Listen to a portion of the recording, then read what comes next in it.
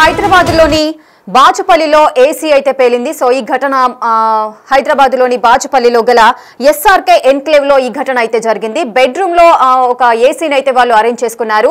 ఈ ఏసీ ఉన్నట్టుండిగా ఒక్కసారిగా బాంబు ఏ విధంగా అయితే పేలితే శబ్దం వస్తుందో సో ఆ విధంగా ఈ ఏసీ పేలిన ఘటన అయితే చోటు చేసుకుంది.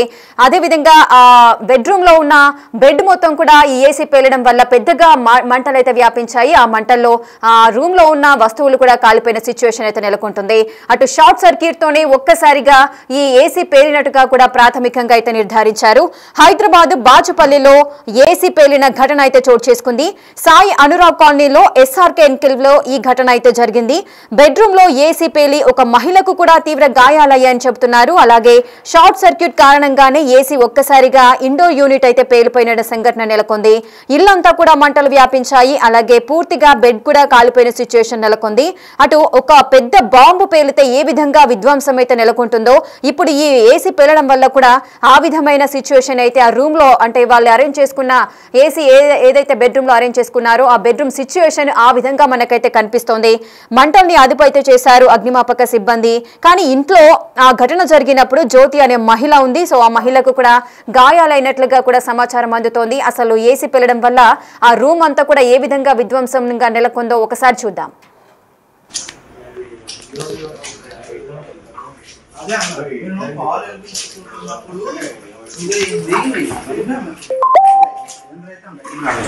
ఇది కాబట్టి ఇక్కడ కాబట్టి అని ఇలా వచ్చేసి మంట వచ్చేసి ఉంటుంది.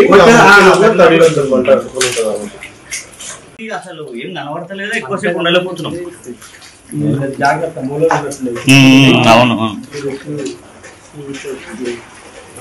వామ్మో ఇవన్నీ చూస్తే ఎస్సీ వాడలే మీకు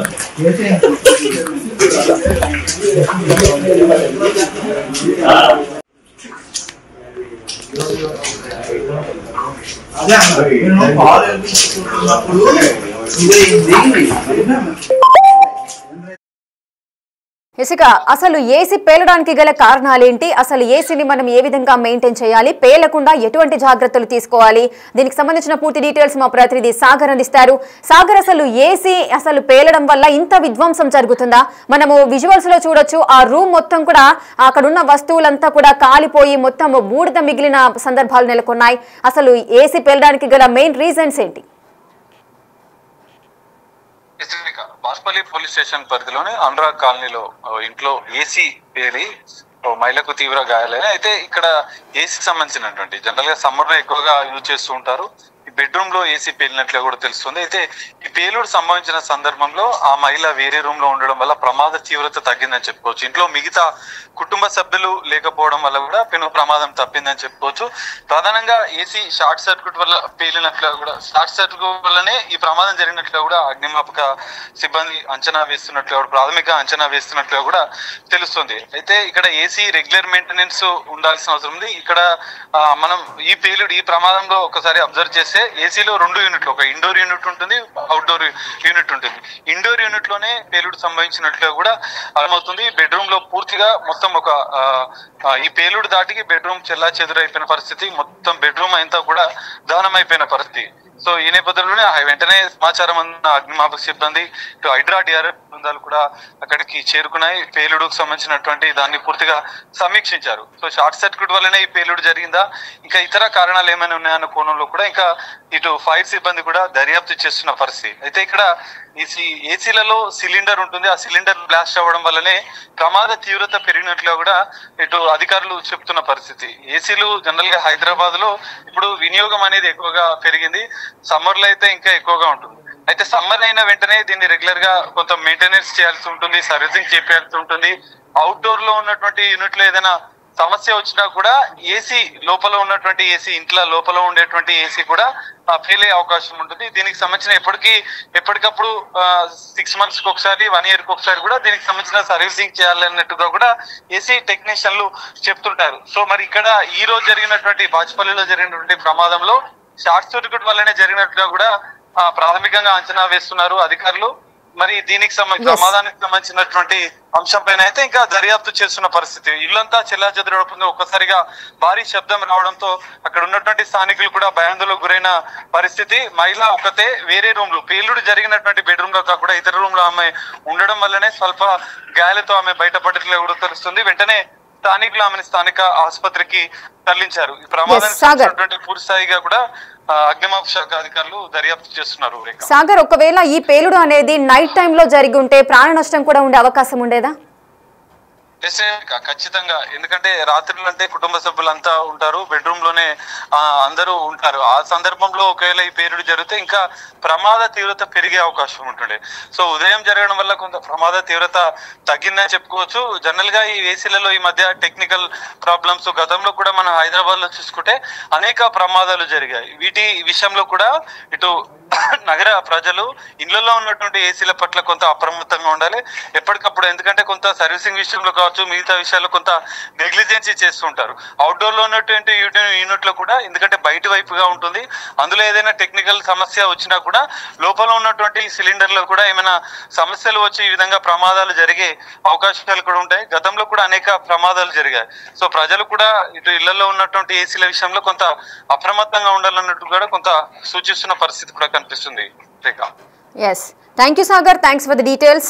రైట్, ఇక హైదరాబాద్ బాచుపల్లిలో ఏసీ ఒక్కసారిగా పేలింది. అనురావ్ కాలనీలోని ఎస్ఆర్కే ఎన్క్లేవ్ లో ఈ ఘటన అయితే జరిగింది. అయితే బెడ్రూమ్ లో అరేంజ్ చేసుకున్న ఏసీ పేలి ఒక మహిళకు కూడా తీవ్ర గాయాలయ్యాయి. అదేవిధంగా ఈ ఏసీ పేలడం అనేది ఒక షార్ట్ సర్క్యూట్ వల్లనే ఈ ఏసీ పేలిన సంఘటన అయితే చోటు చేసుకుంది అంటూ కూడా అధికారులు అయితే ప్రాథమికంగానే నిర్ధారించారు. అటు ఈ ఏసీ పేలడం వల్ల ఒక మహిళకు అయితే గాయాలయ్యాయి, జ్యోతి అనే మహిళకు. ఒకవేళ ఈ పేలుడు అనేది నైట్ టైంలో జరిగి ఉంటే ప్రాణ నష్టం కూడా ఉండే అవకాశం కూడా ఉండేది అంటూ కూడా చెబుతున్నారు. అది ఉదయం జరిగింది కాబట్టి ఎటువంటి ఎక్కువ నష్టం జరగకుండా జస్ట్ ఇంట్లో ఉన్న వస్తువులు, ఫర్నిచర్ కాలిపోయిన సిచ్యువేషన్స్ అయితే నెలకొంటున్నాయి. అదేవిధంగా మహిళ ఏసీ పేలిన రూమ్ లో కాకుండా వేరే రూమ్ లో ఉండడం వల్ల ప్రాణాలతో బయటపడిన ఘటన అయితే నెలకొంది. సో ఏసీలు ఎవరైతే ఉపయోగిస్తున్నారో వాళ్ళంతా కూడా చాలా జాగ్రత్తగా ఉండాలంటూ కూడా చెబుతున్నారు. ఇంకా వచ్చేది సమ్మర్ కాబట్టి ఆ మెయింటెనెన్స్ కూడా, ఏసీ మెయింటెనెన్స్ కూడా కంపల్సరీగా 3 months ఒకసారి, 2 months ఒకసారి చెక్ చేస్తూ ఉండాలి అంటూ కూడా నిపుణులు అయితే హెచ్చరిస్తున్న పరిస్థితి నెలకొంది. సో ఈ ఏసీ పేలిన ఘటనకు సంబంధించి కూడా డీటెయిల్స్ ఈ విధంగా ఉన్నాయి. అటు సాయి అనురావ్ కాలనీలోని ఎస్ఆర్కే ఎన్క్లేవ్ లో అయితే ఈ ఘటన జరిగింది.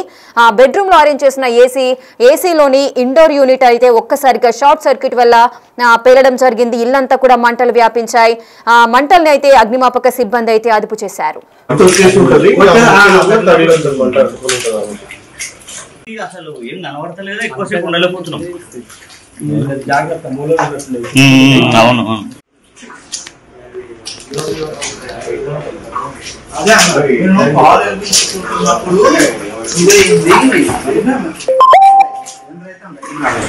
ఇది కాబట్టి ఇక్కడ కాబట్టి అవే అని ఇలా వచ్చేసి మంట వచ్చేసి ఉంటుంది.